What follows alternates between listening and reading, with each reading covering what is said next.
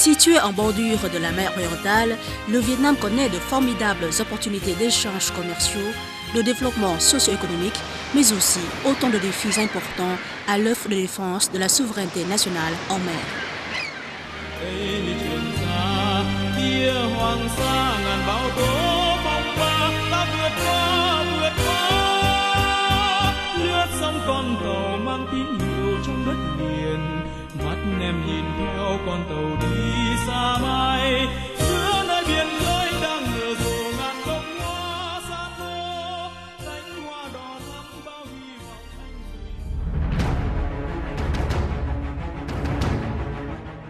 L'accord de Genève, signé le 20 juillet 1954, a mis un terme à la guerre d'Indochine.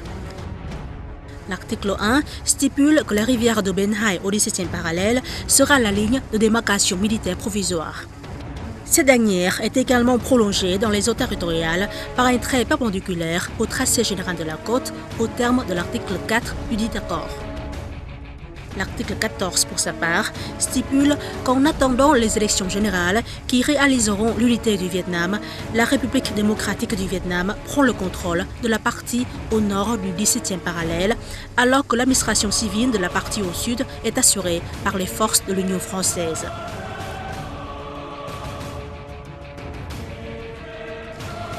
Les archipels de Hoang Sa Paracel et de Cheung Sa Spratley, vu l'opposition au sud par rapport au 17e parallèle, se trouvaient sous l'autorité des forces de l'Union française, dont l'État du Vietnam au sud de l'ancien empereur Bao Dai. Ces deux archipels étant exclusivement occupés par les Français sans la présence d'aucune autre armée. En avril 1956, les troupes du corps expéditionnel français d'Indochine ont officiellement quitté le sud du Vietnam. Les forces armées de l'État du Vietnam, nommées plus tard la République du Vietnam, en ont pris le relais pour contrôler Hoang Sa et Cheung Sa. En 1956, la Chine a clandestinement envoyé ses troupes occuper la partie orientale de l'archipel de Hoang Sa Paracel, dont les îles Boisées et Lincoln.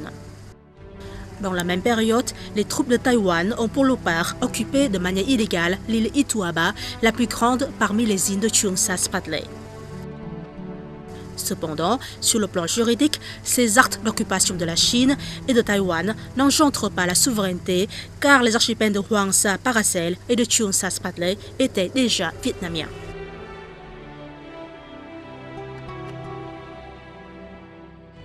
En tant que propriétaire authentique des archipels de Hoang Sa Paracel et de Cheung Sa Spratley, l'administration de la République du Vietnam a continué à affirmer sa souveraineté sur ces îles et en a assuré la gouvernance.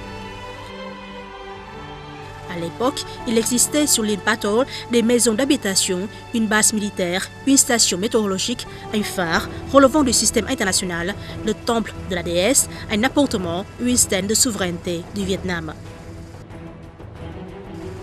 Le 4 juin 1956, le ministre des Affaires étrangères de la République du Vietnam, Vu Van Mo, a prononcé une déclaration réaffirmant la souveraineté du pays sur les deux archipels de Hoang Sa Paracel et de Cheung Sa Spratley.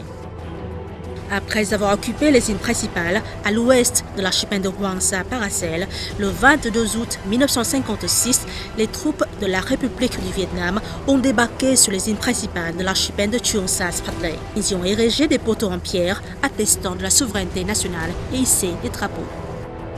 Le 22 octobre 1956, le président de la République du Vietnam a promulgué le décret numéro 143 modifiant les frontières des provinces et chefs-lieux du sud du Vietnam, au terme duquel l'archipel de Cheung Sa Spratley est rattaché à la province de Phuoc Tuy. Il a ensuite promulgué un autre décret rattachant cet archipel à la province de Bà Rịa Vũng Tàu.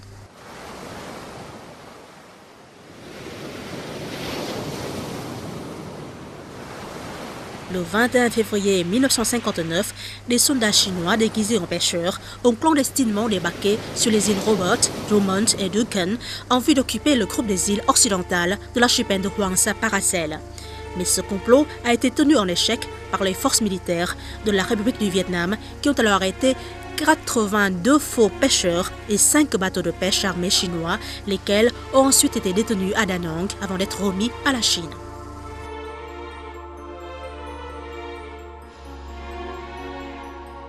En 1960, l'administration de Saigon a affecté M. Nguyen Ba Thuc, officier administratif de première classe, à Tam Kỳ, Quảng Nam, au poste de délégué administratif à Hoang Sa. Ce dernier a été remplacé par M. Hoàng Yên le 27 juin 1961.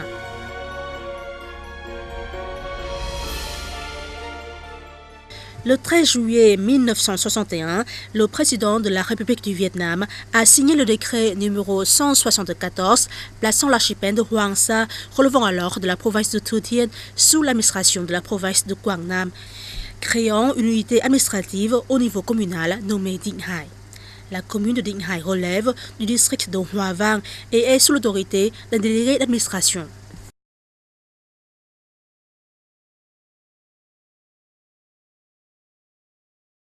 Le 11 avril 1967, l'administration de Saigon a promulgué l'arrêté numéro 809 affectant M. Chen Chuan au poste de délégué d'administration à la commune de Dinh Hai, district de Hoa Vang, province de Quảng Nam.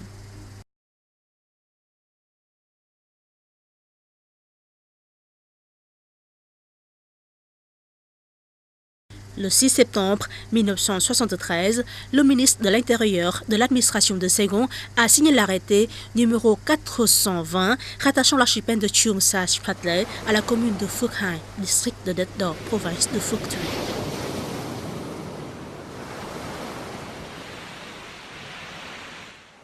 Le 24 septembre 1973, la République du Vietnam a annoncé son projet de prospection pétrolière au large des côtes du centre-Vietnam en face de l'archipel de Hoang Sa. À partir du 15 janvier 1974, les troupes chinoises ont attaqué Hoang Sa en plantant des drapeaux sur les îles Robert, Mani, Duncan et Drummond dans la partie occidentale de l'archipel. Le 16 janvier 1974, le ministre des Affaires étrangères de la République du Vietnam, Vuong Van Bac, a tenu une conférence de presse afin de dénoncer Pékin pour avoir envoyé ses navires de guerre dans les parages de Hoang Sa et débarqué ses troupes sur les îles Robert, Mani, Duncan et Drummond dans la partie occidentale de cet archipel.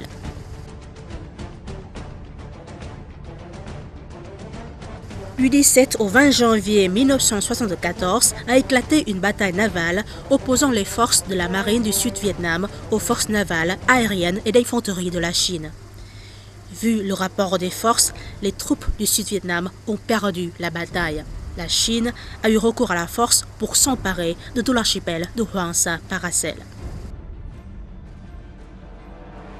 La résolution 2625, datée du 24 octobre 1974 de l'Assemblée générale des Nations unies, a bien précisé.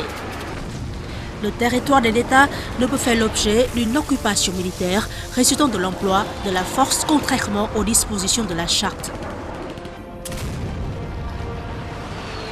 Le territoire de l'État ne peut faire l'objet d'une acquisition par un autre État à la suite du recours à la menace ou à l'emploi de la force. Nulle acquisition territoriale obtenue par la menace ou l'emploi de la force ne sera reconnue comme légale. L'acquisition forcée par la Chine de l'archipel de Hoang Sa a sérieusement violé la Charte et la résolution 2625 des Nations unies et ne peut donc pas établir la souveraineté de la Chine sur cet archipel. L'observateur de la République du Vietnam auprès des Nations unies a adressé une lettre officielle au président du Conseil de sécurité des Nations unies lui demandant d'examiner l'acte d'atteinte à la souveraineté du Vietnam sur l'archipel de Hoang Sa Paracel. Le 19 janvier 1974, le ministère des Affaires étrangères de la République du Vietnam a rendu public le communiqué numéro 015 appelant les peuples épris de paix et de justice à condamner l'invasion violente chinoise, exhortant la Chine à mettre fin à ces actes dangereux.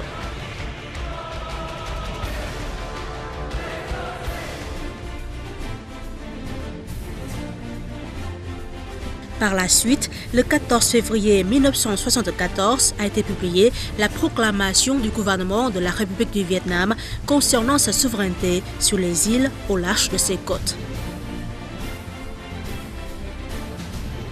an après, le 14 février 1975, le ministère des Affaires étrangères a publié le livre blanc sur les archipels de Hoàng Sa et de Trường Sa, affirmant la souveraineté du Vietnam sur l'archipel de Hoàng Sa et protestant contre l'invasion chinoise sur le territoire vietnamien.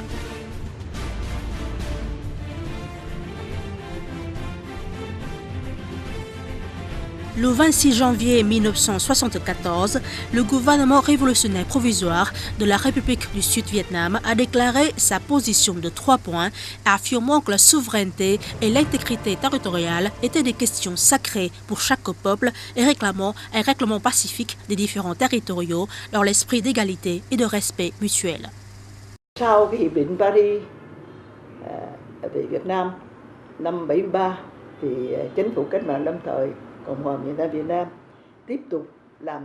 Après la signature des accords de Paris de 1973, le gouvernement révolutionnaire provisoire de la République du Sud-Vietnam a continué de militer pour l'exécution de ces accords au Vietnam en représentant le peuple du Sud-Vietnam dans toutes les questions internationales.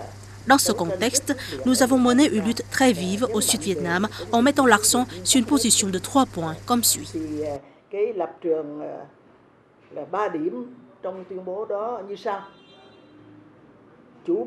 Tout d'abord, la souveraineté et l'intégrité territoriale sont sacrées pour chaque peuple.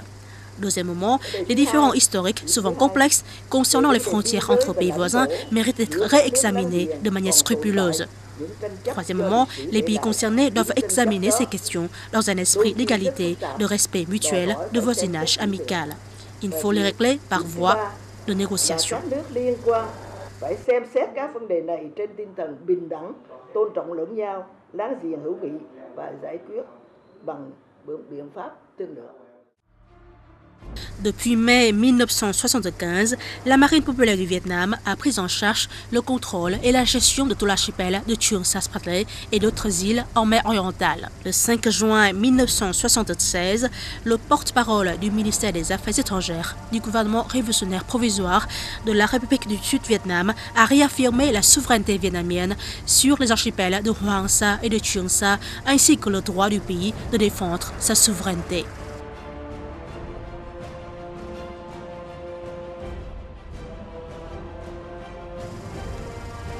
En septembre 1975, lors de sa rencontre avec la délégation du Parti communiste du Vietnam en visite en Chine, le dirigeant chinois Deng Xiaoping a dit « Les divergences entre les deux pays sur la question des archipels de Hoàng Sa Paracel et de Trường Sa Spratly pourront être réglées par voie de négociation. » Ce fait a été mentionné dans le mémorandum de la République populaire de Chine datant du 12 mai 1988.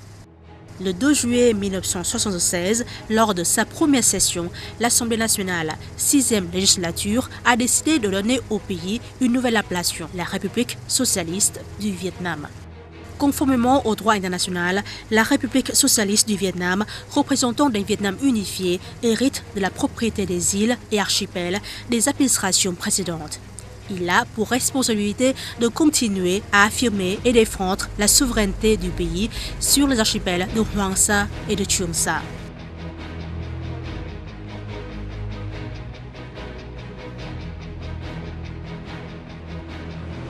L'État de la République socialiste du Vietnam a mené diverses activités pour exercer sa souveraineté sur Trường Sa et défendre sa souveraineté sur Hoàng Sa qui souffre encore de l'occupation illégale de la Chine.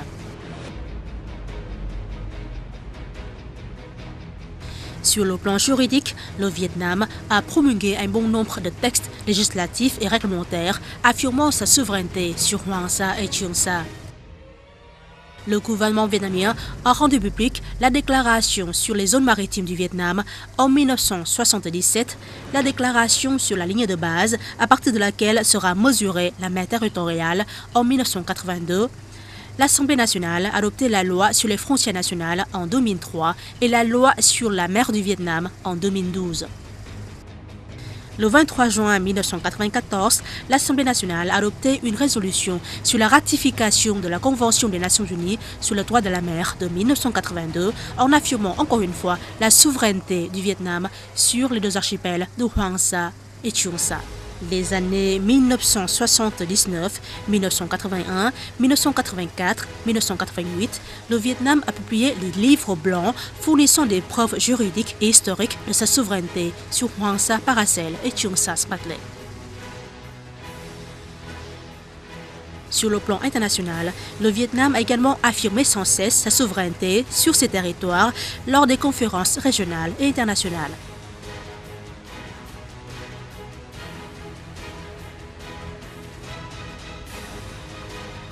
À la deuxième conférence météorologique de la région asiatique en 1980, le Vietnam a lutté pour que sa station météorologique sur l'île de Ba To soit maintenue sur la liste des stations relevant du système international.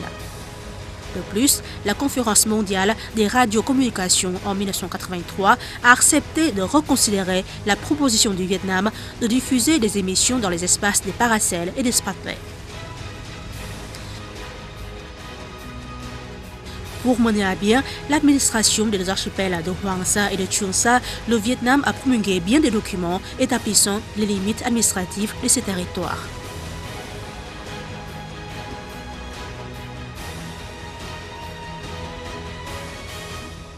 En 1982, le gouvernement vietnamien a adopté la résolution numéro 194 sur l'établissement du district de Hoàng Sa relevant de la province de Quang Nam Da Nang et du district de Trường Sa relevant de la province de Dong Nai.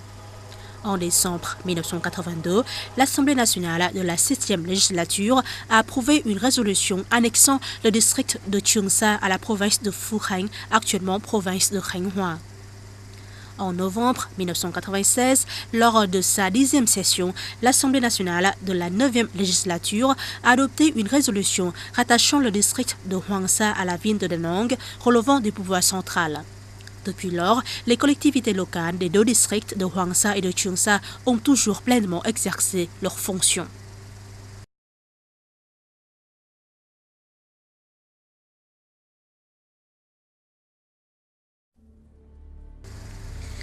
En 1988, la Chine a eu recours à la force pour s'emparer de certains hauts fonds découvrants de l'archipel de Trường Sa Spratly.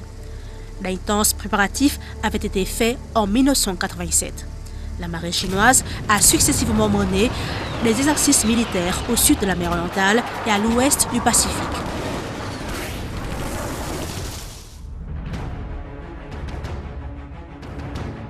En février 1988, un grand nombre de navires de guerre, dont des destroyers et des lance-missiles chinois, ont traversé l'île de Hainan en direction des Spratly.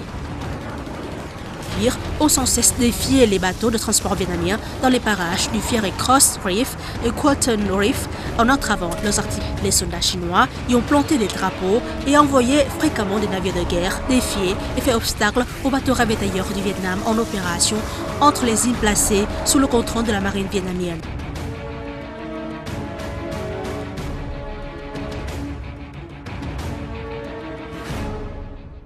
Le 14 mars 1988, une flottille chinoise de 6 bâtiments de guerre, de 3 escorteurs numérotés 502, 509 et 531, dotés de missiles et canons de 100 mm, a attaqué et fait couler 3 bateaux ravitailleurs du Vietnam en opération dans les récifs de Lansdowne, de Collins et de Johnson, du groupe d'îles de Sinkoe, de l'archipel de Trường Sa Spratly.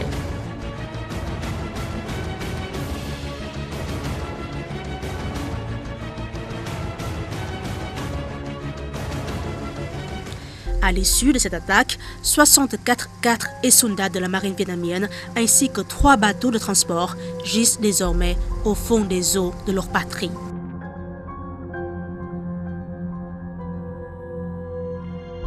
La Chine s'est ainsi emparée par la force et de manière illégale des récifs suivants: Fiery Cross, Quateron, Gavon, Hughes, Johnson et Subi de l'archipel de Trường Sa Spratly du Vietnam.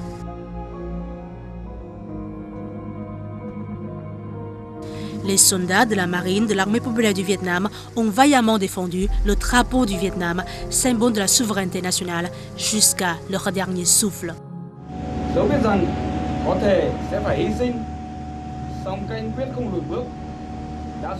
Au risque de périr, nos soldats étaient déterminés à ne pas reculer. Ils ont accepté de se sacrifier pour défendre les eaux nationales jusqu'au dernier souffle. tout l'équipage de la frégate HQ 561 se permet de présenter son admiration à l'égard du lieutenant-colonel Chen Duc-Tong, sous-chef de la brigade 146, du capitaine de vaisseau Wu Fichu, commandant de la frégate HQ 604,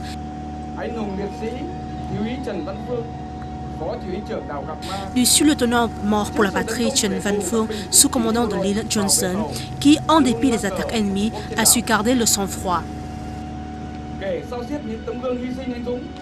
Avec ses soldats, il a combattu pour protéger leur bateau et maintenir intact le drapeau national sur l'île. Qui sont morts pour la patrie, la tête haute, avec une indomptabilité, une fierté a fait trembler l'ennemi. Le corps et le rame se sont fondus dans les eaux nationales.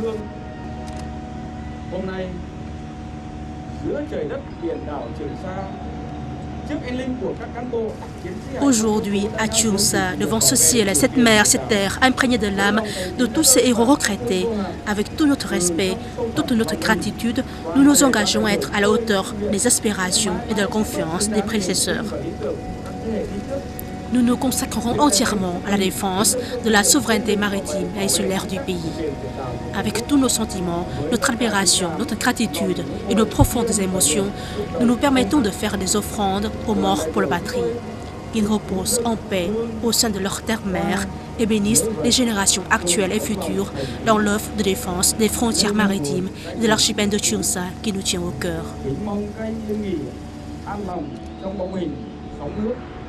Phù độ cho thế hệ hôm nay và mai sau mãi duyên biển trời Việt Nam, giữ vững Trường Sa thân yêu của Tổ quốc. Sous la pluie de feu s'agitait le drapeau national. Au moment ultime, les îles étaient transformées en frontières. De son corps, il a fait une barricade, faisant obstacle aux ennemis sur les eaux nationales.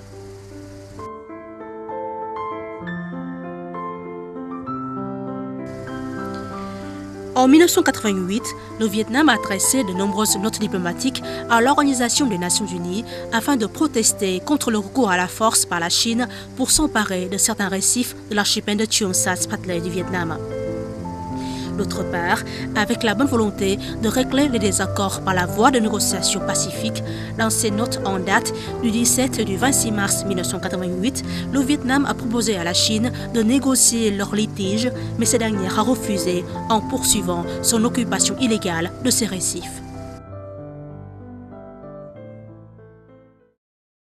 Le 13 avril 1988, la Chine a rattaché les deux archipels de Hoàng Sa, Paracel et de Cheung Sa Spratley à la province de Hainan.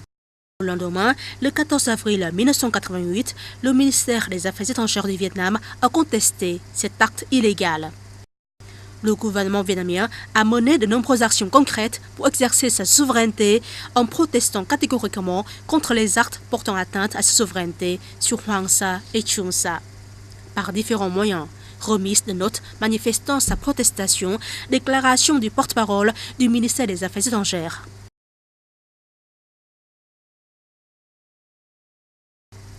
Devant la presse, le porte-parole de la diplomatie vietnamienne a à plusieurs reprises affirmé que le Vietnam dispose de suffisamment de preuves juridiques et historiques justifiant sa souveraineté incontestable sur les archipels de Hoàng Sa, Paracel et de Cheung Sa Spratley, que tout acte étranger sur ces deux archipels sans l'autorisation du Vietnam est tout à fait illégal et que le Vietnam proteste résolument contre les actes portant atteinte à sa souveraineté sur Hoàng Sa et Cheung Sa et demande à l'auteur de ces actes d'y mettre fin.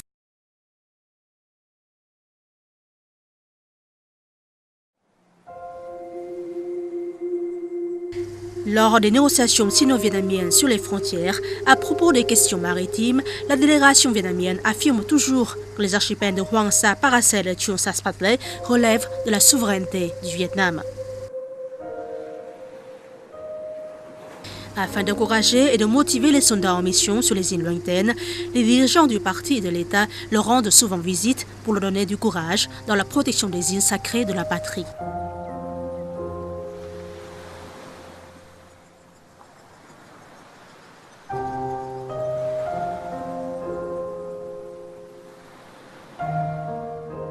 Début 1985, le général Van Dien Dung, ministre vietnamien de la Défense, a visité l'archipel de Chuon Sa Spratley. En 1987, l'amiral Ja Van Kuong, chef de l'état-major de la marine vietnamienne, s'y est également rendu. En 1994, c'était au tour du vice-premier ministre Nguyen Duc Luong.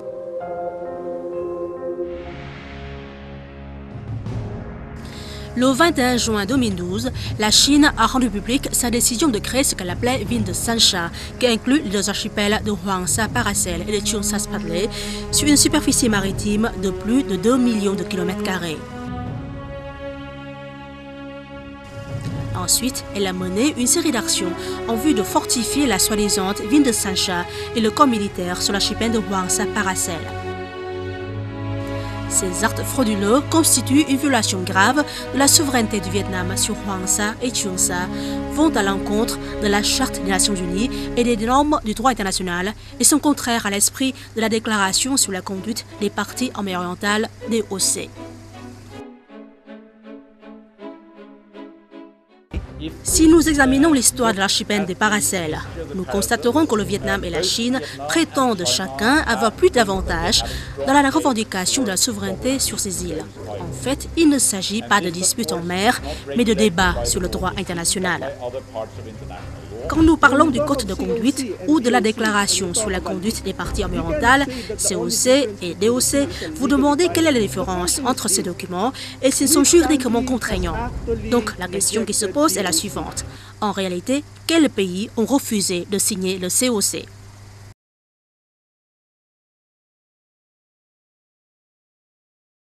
Nous n'admettons aucune contrainte ou violation des conventions et du droit international, y compris la Convention des Nations Unies sur le droit de la mer et la Déclaration sur la conduite des parties environnementales DOC. Ce qui nous préoccupe, c'est que ces conventions risquent d'être violées par ce qui se passe en ce moment. Suite à la publication par la Chine de sa décision de créer la ville de Sansha, le ministère vietnamien des Affaires étrangères lui a adressé une note constatataire. Son porte-parole a adressé sa protestation. Les Philippines ont de leur côté adressé une note protestant contre cet acte. Le porte-parole du ministère philippin des Affaires étrangères a déclaré « Le gouvernement philippin exprime sa vive inquiétude et proteste contre la création par la Chine d'une garnison militaire sur l'île boisée de l'archipel des Paracels. »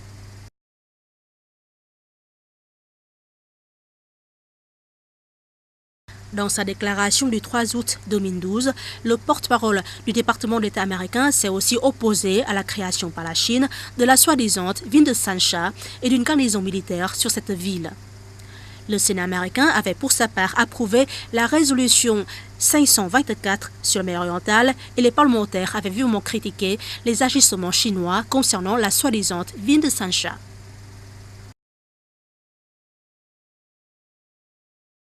Les documents juridiques et historiques datant de l'époque féodale, coloniale ou de nos jours permettent de justifier éloquemment que le Vietnam a établi, exercé et protégé sa souveraineté sur les deux archipels de Hoang Sa Paracel et de Chuon Sa Spratley de manière pacifique, continue et conforme au droit international.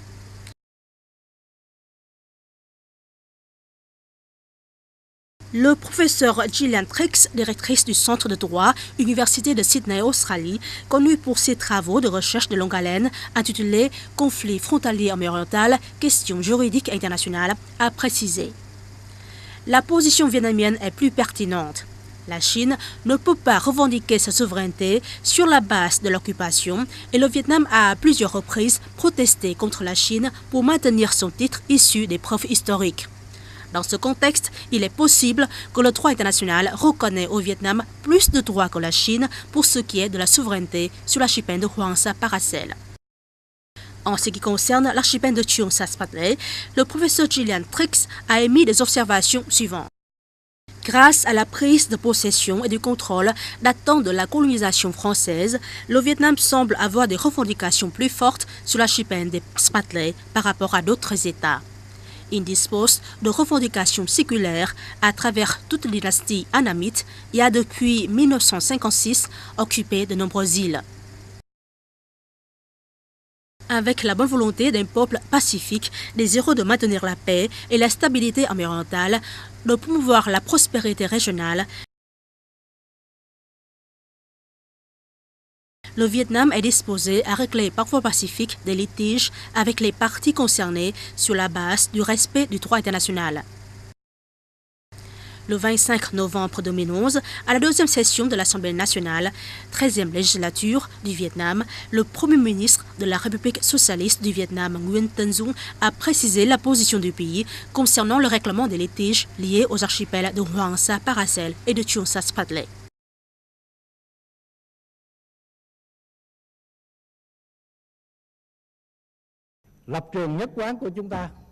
La position du Vietnam est immuable. L'archipel de Hoàng Sa lui appartient. Le Vietnam préconise toujours de revendiquer pacifiquement sa souveraineté sur Hoàng Sa, conformément à la Charte des Nations Unies, à la Convention internationale sur le droit de la mer de 1982, à la Déclaration sur la conduite des parties environnementales DOC.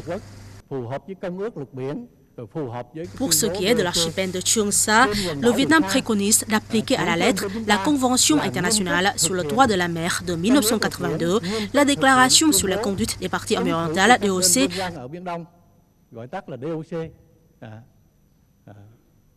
ainsi que les conventions bilatérales conclues entre le Vietnam et la Chine, au terme desquelles les parties concernées doivent maintenir le statu quo, s'abstenir de tout acte susceptible de complexifier la situation et de porter atteinte à la paix, à la stabilité dans la région.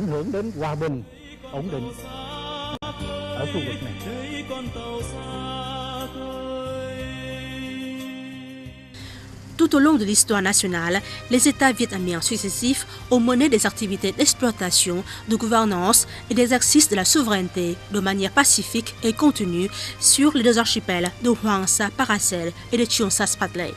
Ceux-ci sont devenus une partie intégrante du territoire vietnamien. Ils sont imprégnés de l'âme sacrée de la nation vietnamienne. Les rivières peuvent se tarir, les montagnes peuvent s'affaisser, mais cette vérité demeurera toujours intacte. Vầng trăng sáng trên biển xa, vầng trăng sáng ngoài đảo xa, và nghe tiếng ngân nga ru lòng ta bao lời ca quê nhà. Đây Trường Sa, kia Hoàng Sa, quần đảo tím hiên ngang thiên hùng ca ngời sáng. Tháng năm con tàu quen sóng cả quen gió biển, nước ra màu nắng tươi giòn thêm anh thép. Cánh chim hải âu bốn mùa về cùng anh vui xa khơi, cánh hoa biển trắng là kỷ niệm anh gửi về tặng em. Đây súng khoác trên vai trăng đầu núi soi hình anh đang đứng đó, nhắn về đất liền cánh buồm chờ đầy tin yêu. Sóng du mối tình đầy thủy thủ càng thêm yêu. Đây con tàu xa khơi, đây con tàu xa khơi. Ơi ánh mắt em yêu như biển xanh, như trời xanh trong nắng mới. Nhớ ca dáng hình em mùa gặt nặng đôi vai. Sóng du mối tình đời thủy thủ càng thêm vui. Đây con tàu xa khơi, đây con tàu xa.